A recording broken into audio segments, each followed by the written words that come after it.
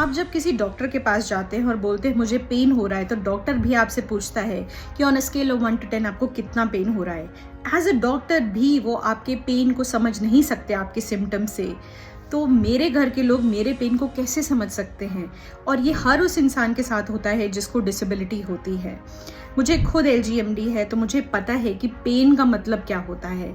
कभी neck pain, कभी back pain, कभी आर्म पेन, कभी शोल्डर पेन, कभी फुट पेन, कभी काफ पेन, और अलग अलग लेवल्स की पेन होती हैं। अगर आप गिर गए तो throbbing pain, crushing pain, stabbing pain, piercing pain, बहुत अलग अलग टाइप की। यहाँ तक कि पेन कभी कभी इस हद तक बढ़ जाती है कई एरियाज में कि बर्निंग सेंसेशन तक होने लगता है पेन का। मैं अपनी पेन को अलग अलग तरीके से, नेचुरल तरीकों से मैनेज करती हूँ।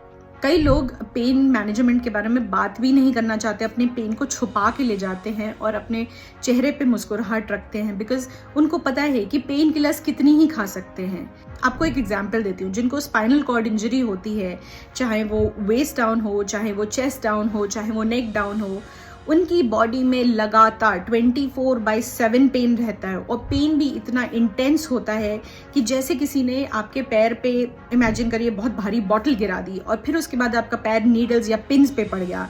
तो बेसिकली क्रशिंग और पियर्सिंग पेन होता ही रहता है और सोते वक्त भी होता है।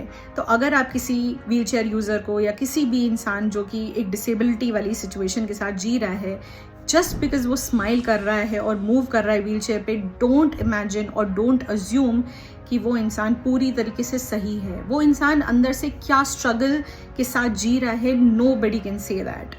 And that's why I say कि every person who has a disability and is dealing with pain is a damn warrior.